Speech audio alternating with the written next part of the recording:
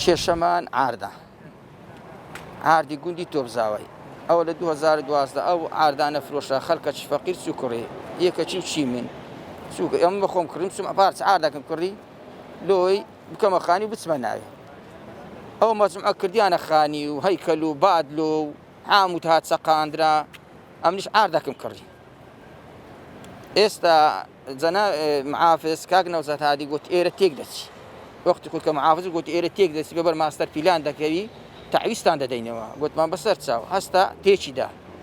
پێشەوەی تێکچی ئەمە ڕسمیەمەیانگر لە سەعادەکان گوت کەشفی ئاردەکان دەکەین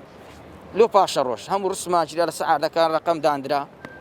گوتمان باش هەستا تێکیدا بە تعویزی داوە خانیەکان خانی و هەیکەل و بادلۆ ئاردەکان ماینەوە ئەوە چەند سارە ئەو دەستپان پێ دەکەن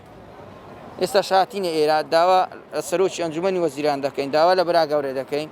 بێ ئەو کێشەمان لۆ عەلکە ئەمە هەموو پارەمان پێدا بەڕاستی زێڕی مال و مندارمان فرۆشتە زۆری قەردمان کردی قەرداری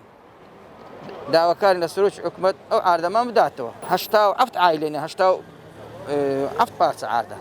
هەموو ئەوراقمان هەیە هەموو شتوان ئازرە ئەنی ئەوە نییە برێ هەموو لە ئەنجومەنی وەزیرانە لەکن معافزیە داواکاری ئەو کێشەمان لۆ عەلکە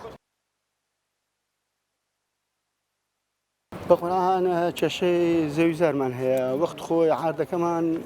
خانی لێکرا بادلۆ بوو عارد بوو محافزی سەردەمی کاک نەوزەت هادی بتر ڕاگرن ئێرە ببەر ماستەر پیران دەکەوی کە ڕاگیرا 2 سەر تقریبەن لەوە پێش خانیەکان و بادلۆیەکانیان قەرەبۆ کردەوە عاردەکانە هێش گوتە مەرحەلەی دووەم ئەنگۆنە ئەوجا ڕاوەستە حکومەت زۆر شتی چاچ کرێت تەمەنا دەکەین ئەوەش وەکووان بەڕێ بکە ئەمەش چینی فەقیرینەوە وەخت خۆی پارەمان پێدا کڕیتمان و نەحیە ڕێ پێداینەوە لە خەتی نەحیەی